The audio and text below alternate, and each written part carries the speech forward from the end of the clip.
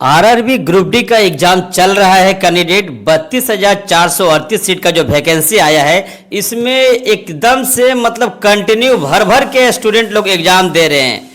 जो कोई एग्जाम नहीं दिए हैं, लास्ट में जो ग्रुप डी बचा है इसी एग्जाम को दे रहे हैं। सभी जानते हैं कि ग्रुप डी का एग्जाम है, तो भाई वाह आप लोग अच्छे से एग्जाम दीजिएगा, क्योंकि कंपटीशन बहुत ही हाई लेवल का है। आपका जो ये ग्रुप डी का एग्जाम चल रहा है 3 अगस्त से लेकर 6 अगस्त हुआ, उसके बाद आपका 9 से 14 अगस्त तक चला, अब उसके बाद आपका 17 से 21 अगस्त चलेगा और उसके बाद 25 अगस्त।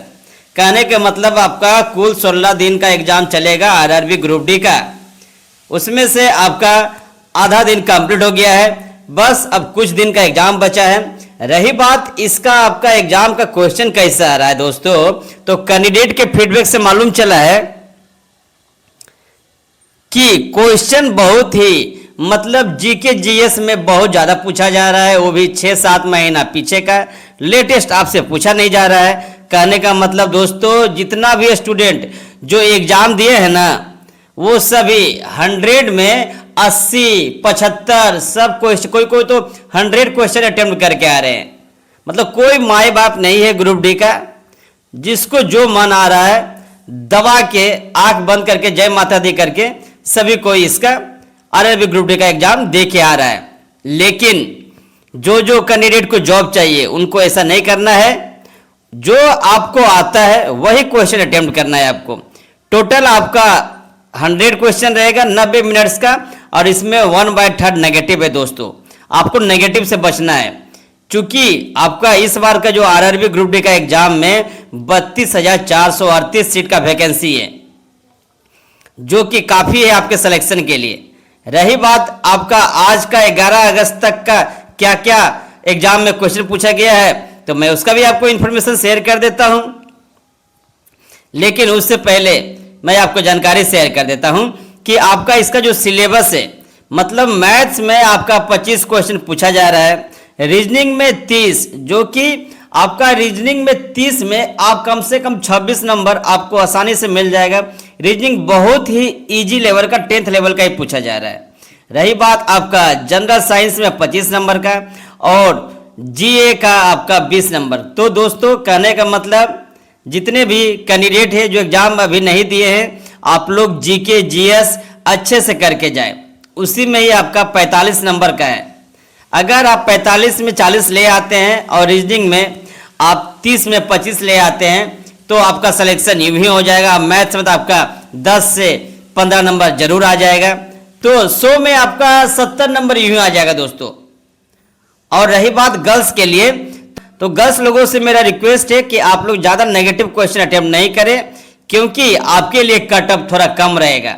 आपको जितना आता है, जितनी जानकारी है, उतना क्वेश्चन अटेम्प्ट करें। मिनिमम आप अगर 70 तक करते हैं तो आपका जरूर आपका मेरिट लिस्ट में नाम आएगा। गर्ल्स लोगों के लिए मैंने आपको बताया दोस्तों। अब रही बात इसमें क्वेश्चन, तो आप यूट्यूब में जितने भी देखे होंगे फीडबैक जो कैंडिडेट का है, किसी को मतलब 40% कैंडिडेट को तो कुछ पता ही नहीं है उसका जोन कहाँ है, उसका एग्जाम सेंटर कहाँ से आया है, उसका मतलब किस पैटर्न का क्वेश्चन पूछा गया। सिर्फ बोल रहा है कि 100 में 100 बना के आए। तो आप वो सभी वीडियो के बहकावे में ना आए। वो सभी बच्चे सिर्फ फॉर्म भर दिए थे, एग्जाम दिए हैं और निकल गए एग्जाम देके।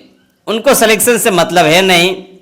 सोचे कि चलो ग्रुप डी का एग्जाम में दे के आते। लेकिन हाँ, अगर आपको सही में जॉब लेना है तो आपको अच्छे से सिलेक्टिव क्वेश्चन अटेम्प्ट करना है, और प्लानिंग के हिसाब से आपको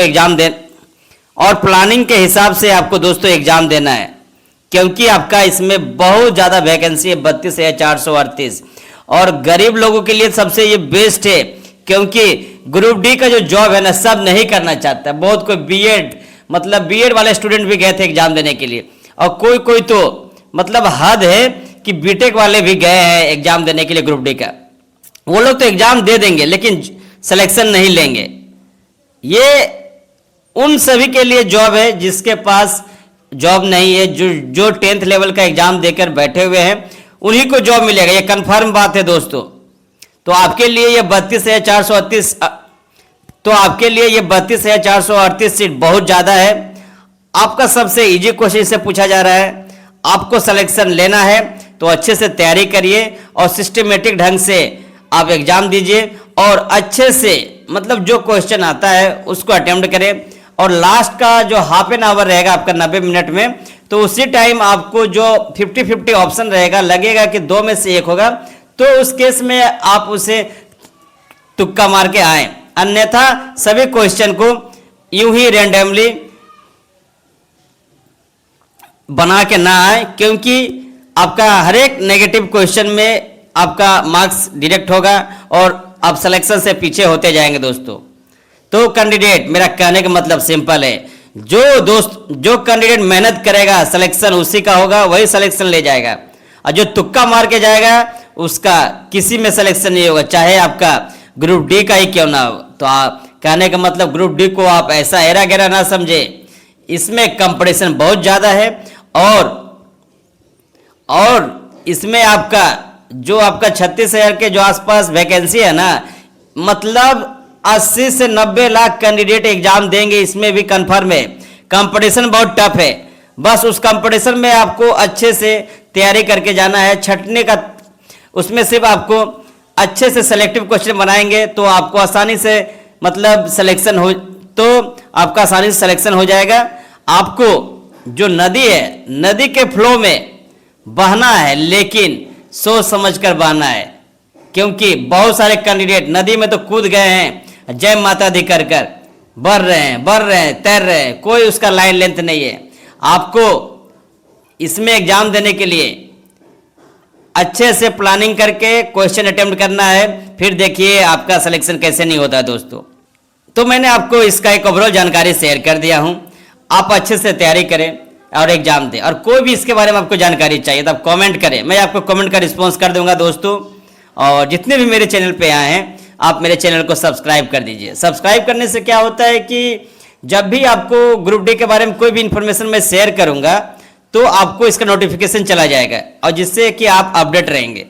इसलिए मेरा आपसे रिक्वेस्ट है कि आप मेरे चैनल को सब्सक्राइब करें दोस्तों। और तब तक के लिए जय हिंद, जय बिहार।